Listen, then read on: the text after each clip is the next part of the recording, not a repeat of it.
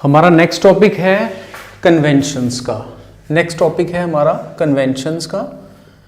Conventions में हमारा क्या कहता है, ये कन्वेंशंस में कहता है कि जो कॉन्सेप्ट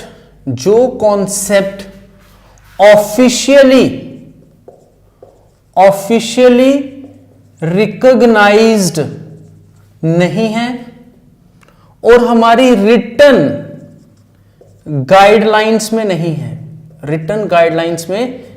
है, लेकिन प्रैक्टिस के दौरान हमें इन चीजों का पता चला है, तो हमने इनको क्या नाम दे दिया, कन्वेंशंस का नाम दे दिया। मतलब ना ही वो officially recognised by the institute है, बाय द अकाउंटेंट्स है, और ना ही रिटन गाइडलाइंस में उनको लिखा गया है, लेकिन during the practice by the accountants, जैसे जैसे अकाउंटिंग प्रैक्टिस करते हैं तो हमें कुछ लूप होल बीच में नजर आते हैं। उन लूप होल्स को कवर करने के लिए हमने एक नया वर्ड निकाला, उसको हमने क्या नाम दिया, कन्वेंशंस का। अब ये कन्वेंशंस कौन सी हैं, तो चार हमारी यहां पर भी कोई कन्वेंशंस बनती हैं, वो कौन सी हैं देखिएगा। पहली कन्वेंशन है हमारी प्रूडेंस। प्रूडेंस को हमने एक और वर्ड दिया था। दूसरी कौन सी है हमारी, मटेरियलिटी। और तीसरी फुल डिस्क्लोजर। और चौथी कंसिस्टेंसी। सर कंसिस्टेंसी यहां भी है, कंसिस्टेंसी यहां भी है, मीनिंग अजम्पशन किसको माना गया, इन तीन को। पर ये तीनों में से जो कंसिस्टेंसी है, क्या वो कंसेप्ट है, no, it is a convention. Rest of the others 10 जो 14 है टोटल, 14 में से 4 अगर मैं बाहर निकाल दूं तो बाकी के 10 क्या हैं, अकाउंटिंग कॉन्सेप्ट्स हैं। इसका मतलब ये 4 कन्वेंशन है, बाकी कंसेप्ट है, और इन टोटल 14 में से ये 3 मेरी बेसिक असम्पशंस हैं। तो क्वेश्चन अगर पुट करता है कि कन्वेंशंस कौन सी हैं, तो these are the 4 conventions. Question अगर पुट करता है कि भाई असम्पशंस कौन सी हैं, तो these 3 are assumptions, basic assumptions. Assumptions क्यों नाम पड़ा, कि आप इन 14 को फॉलो कर रहे हैं या नहीं कर रहे, दैट इज अ सेकेंडरी, लेकिन हम मानकर चलेंगे कि आप इन 3 को तो फॉलो करेंगे ही करेंगे। अगर आप इन तीनों में से किसी एक को भी फॉलो अगर नहीं कर रहे हो, तो आपको क्या करना पड़ेगा, आपको डिस्क्लोज करना पड़ेगा कि आप क्यों नहीं कर रहे हो, क्या रीजन रहा है जिसकी वजह से आपने इसको फॉलो नहीं किया। That is known as full disclosure. तो so these are the conventions, these are the assumptions, this is a concept, these are the accounting total concepts. तो नाउ गाइस, हमने प्रैक्टिस करनी है डेबिट क्रेडिट रूल्स की, तो हम debit और credit rules की प्रैक्टिस करेंगे।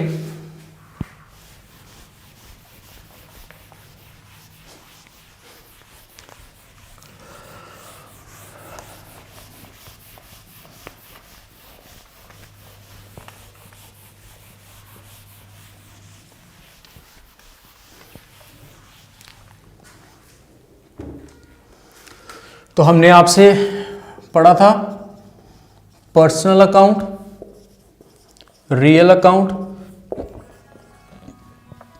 और nominal account.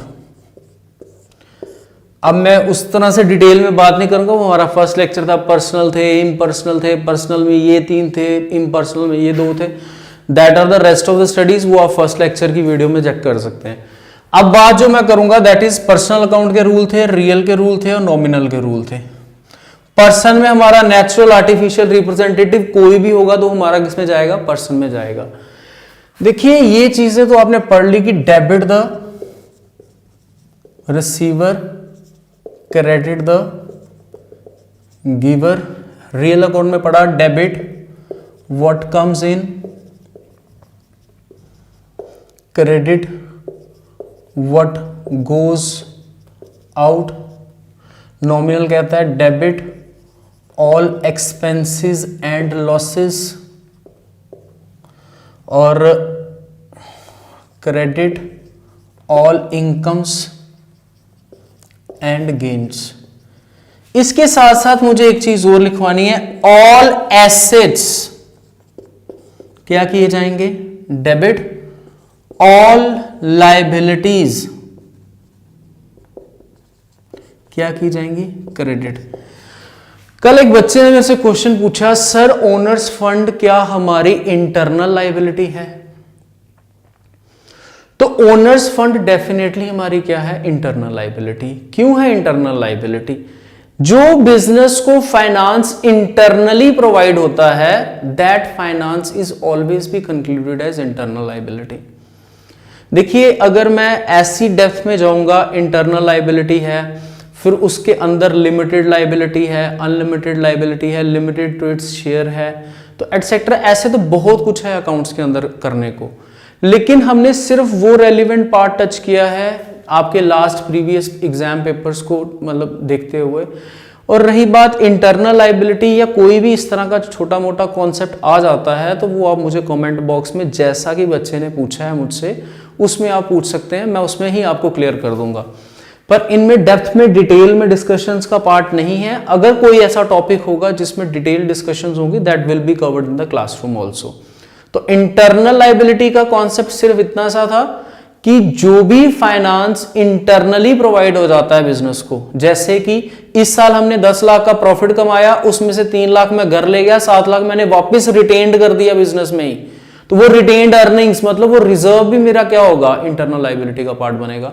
But that is also known as what, total liability. आइए बात करते हैं कॉन्सेप्ट पर। मैंने आपसे कहा all assets, all liability. Asset हमेशा डेबिट होंगे, लाइबिलिटीज हमेशा क्रेडिट होंगी। इन चीजों को रिमेंबर रखने के लिए इसलिए भी कहा है, कई बार क्वेश्चन में आ जाता है कि आपके पास स्टॉक पड़ा हुआ था तो एंट्री करो। तो स्टॉक पड़ा हुआ था तो stock is what, stock is my asset. ये मैं चीजें आपसे पहले डिस्कस कर चुका हूं। तो स्टॉक अगर एसेट है तो स्टॉक अकाउंट को क्या किया जाएगा, डेबिट किया जाएगा डेफिनेटली। आपकी बुक्स में क्रेडिट पहले से स्टैंड थे 5000 के, तो अब मैं क्रेडिटर को 5000 के क्रेडिटर को क्या करूंगा, डेफिनेटली क्रेडिट करूंगा, क्योंकि क्रेडिटर्स आर व्हाट, लाइबिलिटी। तो मैं ये चीजें आपसे पहले डिस्कस कर चुका हूं। मेरे प्रीवियस लेक्चर को अच्छे से एक बार फिर से देखिएगा, क्योंकि अब हम डेबिट क्रेडिट रूल्स पढ़ेंगे, जर्नल्स पढ़ेंगे, अकाउंटिंग इक्वेशंस पढ़ेंगे। सेकंड पार्ट जो हमारा है, तो उसके अंदर की सारी चीजें जब हमने डिस्कस करनी है, तो फिर आपको ये रूल्स क्लियरली आने चाहिए। तो लेट सपोज पर्सनल अकाउंट कहता था debit the receiver, credit the giver, और पर्सन में कोई भी होगा। अब देखिए एग्जांपल्स लेनी है आज मुझे डेबिट क्रेडिट की। रियल अकाउंट में हमने डील करना था एसेट्स के साथ, और नॉमिनल आपके सामने expenses, losses, incomes and gains. अब एग्जांपल्स क्या लेनी है मुझे? सबसे पहले बिजनेस के अंदर आप क्या करते हैं, ये चीजें आपने कर ही ली होंगी। सबसे पहले बिजनेस के अंदर आप क्या करते हैं? सबसे पहले हम बिजनेस के अंदर कैपिटल लगाते हैं, ओनर्स फंड, कैपिटल लगाते हैं। ये बिजनेसमैन और ये बिजनेसमैन ने बिजनेस को पैसा दिया, बिजनेसमैन ने बिजनेस को पैसा दिया। अकाउंटिंग किसकी करनी है? अकाउंटिंग किसकी करनी है? हमने इस बिजनेस की करनी है, इस बिजनेस की अकाउंटिंग करनी है। अगर मैंने इस बिजनेस की अकाउंटिंग करनी है, तो बिजनेस के पास क्या आ रहा है? बिजनेस के पास कैश आ रहा है, इसलिए कैश अकाउंट क्या हो जाएगा? डेबिट। मैं प्रेजेंट कैसे करते हैं वो नहीं सिखा रहा हूं, मैं सिर्फ आपको ये सिखा रहा हूं कि डेबिट किससे करना है, क्रेडिट किसको करना है। प्रेजेंट कैसे किया जाता है वो हम बाद में सीखेंगे। तो कैश यहां पे आ रही है, तो कैश क्या हो जाएगी? डेबिट। लेकिन ये कैश किससे आ रही है? बिजनेसमैन से। तो जो पैसा बिजनेसमैन इन्वेस्ट करता है बिजनेस में, उसको हम क्या बोलते हैं? कैपिटल। क्या बोलते हैं? कैपिटल। इसलिए उस पर्सन को किस नाम से रिप्रेजेंट करेंगे? Capital account. तो कैपिटल अकाउंट क्या हो जाएगा? क्रेडिट। कैश अकाउंट क्या हुआ? डेबिट। कैपिटल अकाउंट क्या हो जाएगा? क्रेडिट। कैपिटल अकाउंट कौन सा अकाउंट है? जब बिजनेसमैन, या इसको ओनर भी कह सकते हो आप, इन्वेस्ट करता है इन बिजनेस, तो उस बिजनेसमैन को जो हम वर्ड देते हैं वो क्या देते हैं? हम कैपिटल वर्ड देते हैं। तो क्योंकि ऑब्वियस है ये पर्सन है, ये पर्सन गिवर है, तो गिवर को क्या करेंगे, क्रेडिट, इसलिए हमने इस पर्सन को क्या कर दिया, क्रेडिट। तो कैपिटल हमारा क्या बन गया, क्रेडिट। तो बेटा कैश अकाउंट डेबिट होगा, कैपिटल अकाउंट क्या होगा, क्रेडिट होगा। ऐसा क्यों, क्योंकि बिजनेस में कैश आया, जो चीज आ रही है उसको डीआर करेंगे और जिस पर्सन से आ रही है उसको हम क्रेडिट करेंगे, क्योंकि वो कौन है, गिवर है। पर्सन अगर गिवर होगा तो उसको क्या कर देंगे, क्रेडिट। अब इस पर्सन को हमने कैपिटल क्यों लिखा, बिजनेसमैन क्यों नहीं लिखा, क्योंकि मैंने लिखा कि बिजनेसमैन या ओनर जब बिजनेस में इन्वेस्ट करता है तो उसको हम क्या बोलते हैं, कैपिटल बोलते हैं। सर क्या वो कैश प्रोवाइड करता है तो ही उसको कैपिटल बोलते हैं, नहीं, ओनर कैश भी प्रोवाइड कर सकता है, अपनी कोई लैंड भी प्रोवाइड कर सकता है, अपनी कोई इन्वेस्टमेंट भी प्रोवाइड कर सकता है, अपनी कोई बिल्डिंग भी प्रोवाइड कर सकता है, अपनी कोई कार भी प्रोवाइड कर सकता है, एटसेट्रा। कोई भी चीज अगर बिजनेसमैन ने दी है तो उसको कैपिटल अकाउंट से रिप्रेजेंट किया जाता है। लेकिन हमारे बिजनेस में अगर लैंड आई तो हम लैंड अकाउंट को क्या करेंगे, डेबिट, और कैपिटल अकाउंट क्या हो जाएगा, क्रेडिट। वैसे ही अगर इन्वेस्टमेंट आ रही है तो इन्वेस्टमेंट अकाउंट क्या हो जाएगा, डेबिट, तो कैपिटल अकाउंट क्या होगा, क्रेडिट। मींस हर केस में कैपिटल अकाउंट क्रेडिट होगा, कैपिटल अकाउंट क्रेडिट होगा। कैपिटल अकाउंट क्यों क्रेडिट होगा, क्योंकि कैपिटल हमारे जो बिजनेस में इन्वेस्ट कर रहा है, कौन कर रहा है, बिजनेसमैन कर रहा है, इसीलिए हम उसको कैपिटल वर्ड से रिप्रेजेंट करते हैं। सर आपका कहने का मतलब होगा बिजनेस में पैसा इन्वेस्ट करेगा बिजनेसमैन तो हम उसको कैपिटल बोलेंगे, यस। लेकिन अगर बिजनेस से विड्रॉ करेगा, वापस निकाल लेगा, बिजनेस से विड्रॉ करेगा तो हम उसको वर्ड दे देते हैं ड्राइंग्स, हम उसको वर्ड दे देते हैं ड्राइंग्स। तो सर इसकी एंट्री कैसे होगी, suppose cash withdrawn from business ₹5,000, withdrawn from business ₹5,000। अब बिजनेस से पैसा जा रहा है या आ रहा है, डेफिनेटली जा रहा है, किसके पास, ओनर के पास। तो जा रहा है, कोई चीज जाती है तो उसको डेबिट करेंगे या क्रेडिट, तो डेफिनेटली क्रेडिट। इसका मतलब कैश इस बार क्या हो जाएगी, क्रेडिट हो जाएगी। और डेबिट किसको कर देंगे, ड्राइंग्स को। Means D for drawings, D for debit, C for capital, C for credit. Means capital हमेशा क्रेडिट हो रही है, ड्राइंग हमेशा डेबिट हो रही है जब बिजनेसमैन बिजनेस में इन्वेस्ट कर रहा है या विड्रॉ कर रहा है। ये जो चीज मैंने बोली, C for capital, C for credit, D for drawing, D for debit, ये बेसिकली हमारे रूल्स लगते हैं जब हम ट्रायल बैलेंस बनाते हैं, क्योंकि इसके बैलेंसेस दिए होते हैं, हमें उसको फिट करना है कि ये डेबिट साइड आएगा या क्रेडिट साइड आएगा, इसलिए हम इसको स्टार्टिंग से ही क्रैम करना शुरू कर देते हैं। D for drawing, D for debit, C for capital, C for credit, C for creditor, C for credit, D for debtor, D for debit. Means कि इनके बैलेंसेस हमेशा यही रहेंगे। जब आप ट्रायल बैलेंस बनाएंगे तो आपको प्रॉब्लम नहीं रहती, आपने पहले से ही ये कॉन्सेप्ट पहले क्लियर किए होते हैं। So now come, sir business चल नहीं रहा था अच्छे से, तो बिजनेस से हमने मतलब बीइंग ए ओनर हमने कहा कि यार वो वाली बिल्डिंग फ्री कर दो, वो वाली बिल्डिंग हम विड्रॉ कर देते हैं बिजनेस से। तो इस बार बिल्डिंग, बिजनेस से क्या आ रहा है, हमें बिल्डिंग आ रही है ना, बिजनेस बिल्डिंग दे रहा है तो बिल्डिंग अकाउंट को क्या कर देंगे, हम क्रेडिट कर देंगे। मींस ओनर ने विड्रॉ किसको किया है, बिल्डिंग को किया है। तो बिजनेस से बिल्डिंग जा रही है, जब बिजनेस से बिल्डिंग जाएगी तो बिल्डिंग अकाउंट हो जाएगा क्रेडिट, तो ड्राइंग्स अकाउंट क्या हो जाएगा, डेबिट। तो आप कह के चलेंगे कि बिजनेसमैन को दो वर्ड से डिफाइन किया जाएगा, एक कैपिटल, एक ड्राइंग। मैं यहां पर लिख देता हूं आपकी क्लियरेंस के लिए कि बिजनेसमैन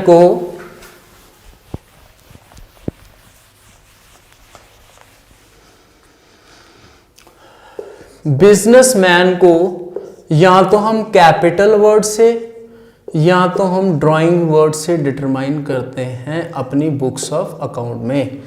अगर बिजनेसमैन विड्रॉ कर रहा है तो हम उसको ड्राइंग कहते हैं, अगर वो इन्वेस्ट कर रहा है तो हम उसको कैपिटल कहते हैं।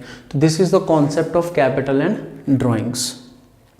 ओके, नेक्स्ट बात करते हैं, बिजनेस परचेज कर रहा है, क्या कर रहा है, परचेज, या तो वो एसेट परचेज करेगा या तो वो क्या करेगा, गुड्स परचेज करेगा। एसेट परचेज करते वक्त एसेट का ही नाम आता है, एसेट नेम ही आएगा, लेकिन गुड्स को परचेज करते वक्त परचेज अकाउंट लिखा जाता है। कौन सा अकाउंट लिखा जाता है, परचेज अकाउंट।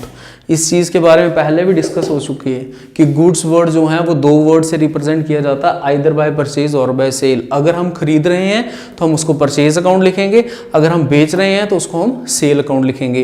लेकिन अगर एसेट परचेज कर रहे हैं, चाहे हम एसेट को सेल कर रहे हैं, एसेट अपने ही नाम से लिखा जाता है। लाइक मैंने कार खरीदी तो कार अपने ही नाम से लिखी जाएगी, कार अकाउंट।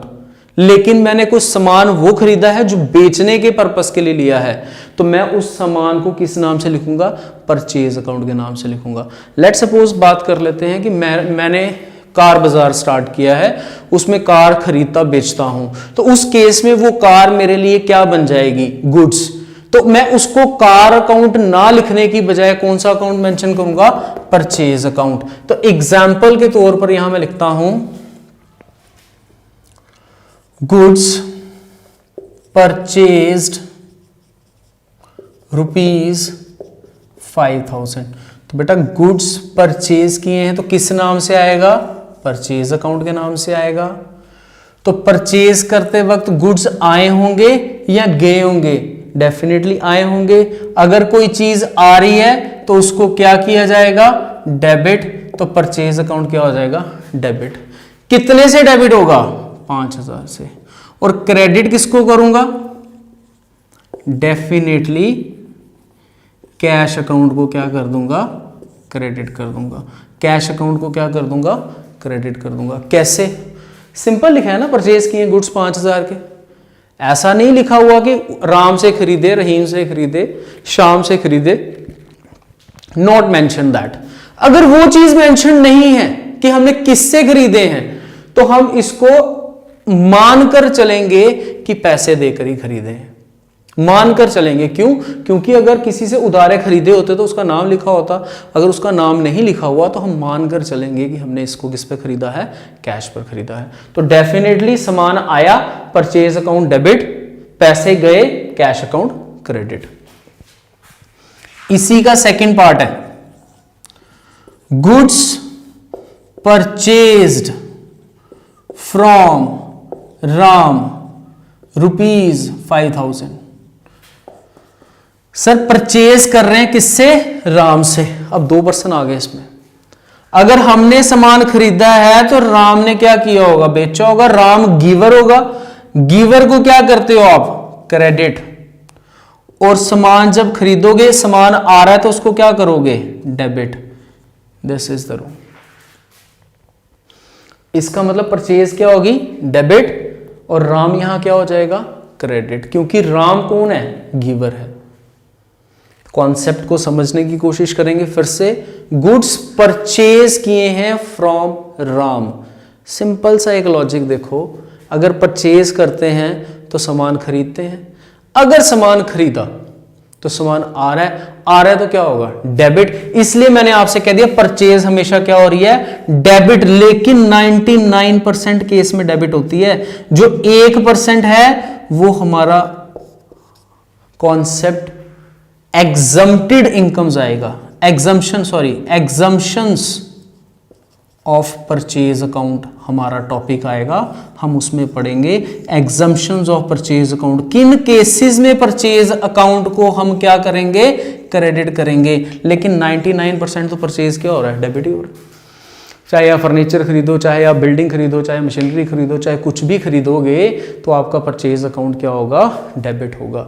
लेकिन अगर आपने जो सामान खरीदा हुआ था उसको आग लग गई, तो अब आपको वो परचेज अपनी बुक से क्या करनी है, लेस करनी है, क्योंकि आग लग गई। तो अगर उसको लेस करना है तो अब आप कैसे लेस करोगे, अल्टीमेटली आपको परचेज को क्या करना पड़ेगा, credit. That is a least chance, वो बड़ा लीस्ट चांस होता है कि आग लग जाने से। तो इसलिए 1% केस ऐसे होते हैं जिनमें एग्जम्पशन है कि परचेज अकाउंट को क्रेडिट करते हैं, अदरवाइज 99% परचेज अकाउंट को डेबिट ही किया जाता है।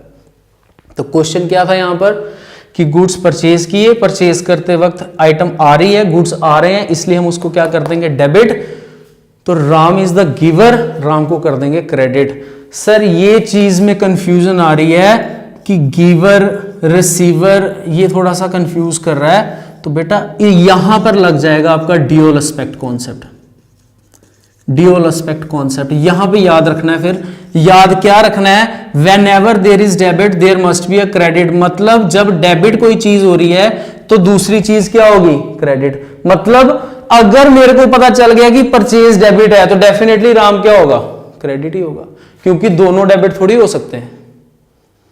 अगर मेरे को पता चल गया है कि परचेज तो डेबिट ही होना है तो दूसरा अल्टीमेटली क्या हो जाएगा, क्रेडिट। मतलब रूल याद हो चाहे ना याद हो, आपको ऑटोमेटिकली याद हो जाएगा कि सेकंड पार्ट जो होगा वो अल्टीमेटली क्या होगा, क्रेडिट ही होगा। क्योंकि ड्यूअल एस्पेक्ट कॉन्सेप्ट कहता है whenever there is debit there must be a credit. मतलब अगर डेबिट है तो दूसरा तो क्रेडिट ही है। इसी की थर्ड एग्जांपल लूंगा।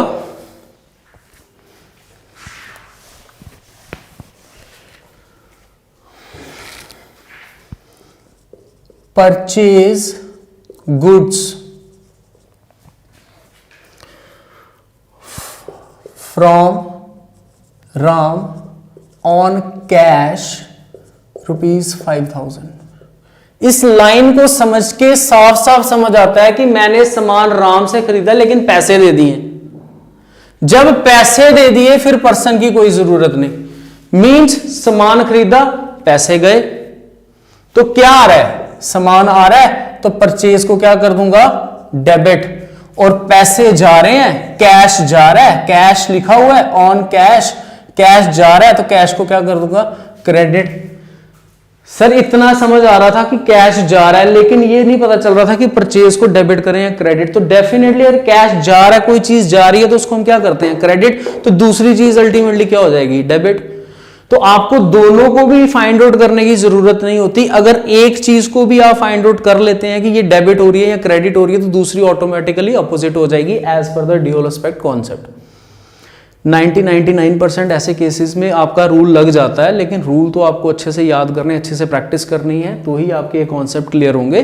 पर फिर भी अगर एग्जाम में कहीं पर आप अटक जाते हो तो आप इस चीज को भी एक रूल मानकर लागू कर सकते हो कि अगर ये चीज डेबिट हो रही है तो अल्टीमेटली ये क्रेडिट ही हो रही होगी। ओके, नेक्स्ट पार्ट पे आते हैं। इसी की एग्जांपल्स अभी चल रही हैं, अभी मैं चेंज कुछ नहीं कर रहा हूं। परचेज गुड्स ऑन क्रेडिट, यहां मतलब उधार, ₹5,000।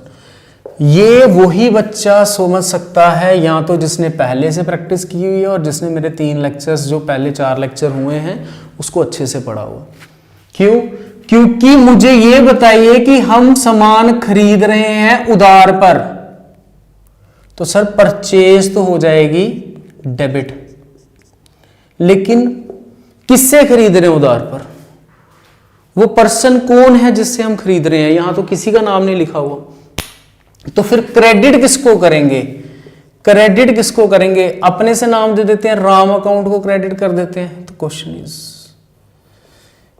गलत चीज है, टोटली रॉन्ग। क्यों? क्योंकि मैंने आपको बताया है कि जब हम गुड्स खरीदते हैं उधार पर तो उस पर्सन को कहा जाता है क्रेडिटर। उस पर्सन को नाम देते हैं क्रेडिटर, इसलिए क्रेडिटर अकाउंट क्या हो जाएगा, क्रेडिट। परचेज फिर क्या होगी, डेबिट। परचेज फिर क्या होगी, डेबिट। तो purchase account debit, creditors account credit. तो इसी के साथ अब बात करते हैं परचेज फर्नीचर ऑन क्रेडिट ₹5,000। ये चीज नहीं है, इसको अच्छे से समझिएगा। ये चीज थोड़ी सी नई है, इसको अच्छे से समझिएगा। क्यों नहीं है? सर परचेज कर रहे हैं फर्नीचर तो परचेज क्या हो जाएगा, डेबिट। कोई चीज आ रही है तो डेबिट। मैंने आपको रूल लिखवाया था कि परचेज वर्ड किस केस में यूज होगा, सिर्फ गुड्स के केस में यूज होगा। अगर कोई एसेट है, फर्नीचर इज माय एसेट, तो वो अपने नाम से रिप्रेजेंट होता है, इसलिए फर्नीचर अकाउंट क्या हो जाएगा यहां पर डेबिट, मतलब परचेज सेल को कुछ नहीं करेंगे, परचेज सेल को कुछ नहीं करेंगे। कौन से अकाउंट को लेंगे? सीधा फर्नीचर अकाउंट को। परचेज या सेल की बात हमने किस केस में करनी है? जब गुड्स होगा, गुड्स होगा, यहां पर गुड्स होगा, जहां पर भी गुड्स वर्ड रिप्रेजेंट किया होगा वहां पर हमने परचेज अकाउंट या सेल अकाउंट की बात करनी है। लेकिन अगर वहां पर गुड्स की बजाय किसी एसेट का नाम है तो हमने उस एसेट अकाउंट को ही डेबिट क्रेडिट करना है, हमने उस केस में परचेज सेल की ट्रीटमेंट नहीं करनी। तो नौ एक चीज तो क्लियर हो गई कि यहां पर परचेज की ट्रीटमेंट नहीं है, यहां पर सीधा फर्नीचर अकाउंट को क्या करेंगे? डेबिट। क्यों डेबिट किया? क्योंकि फर्नीचर आ रहा है, फर्नीचर हम परचेज कर रहे हैं। ओके, नाउ क्रेडिट किसको करेंगे? सर क्रेडिटर को कर देंगे, क्रेडिट क्रेडिटर को कर देंगे, क्योंकि उधार पर खरीदो। उधार पर क्या खरीदो? क्रेडिटर कौन होते हैं? उधार पर तो खरीदो, पर क्या खरीदो? दैट इज गुड्स खरीदो। अगर उधार पर मैंने गुड्स खरीदे होते तो मैं यहां पर क्या लिख देता? क्रेडिटर अकाउंट लिख देता। लेकिन यहां पर मैं उधार पर तो खरीद रहा हूं, लेकिन गुड्स नहीं खरीद रहा। क्या खरीद रहा हूं? एसेट खरीद रहा हूं। तो यहां पर कौन सा अकाउंट आएगा? यहां पर वेंडर अकाउंट आ जाएगा। कौन सा अकाउंट आएगा? वेंडर अकाउंट आ जाएगा। ये चीज ध्यान रखनी है। मतलब यहां पर लिखेंगे हु इज अ वेंडर?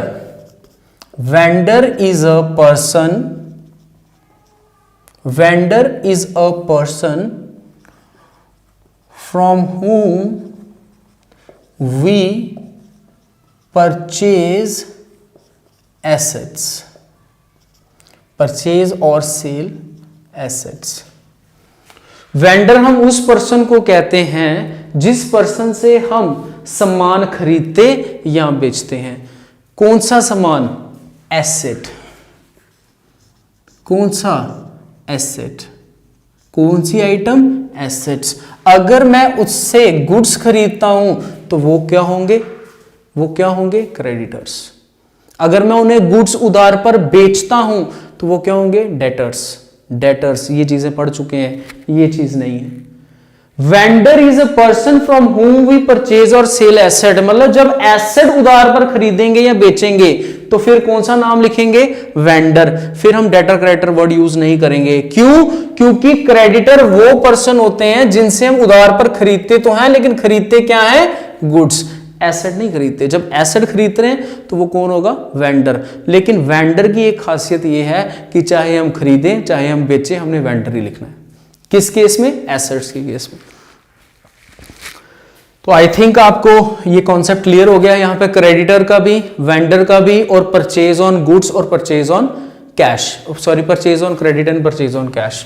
अब हम कॉन्सेप्ट लेंगे सेल का।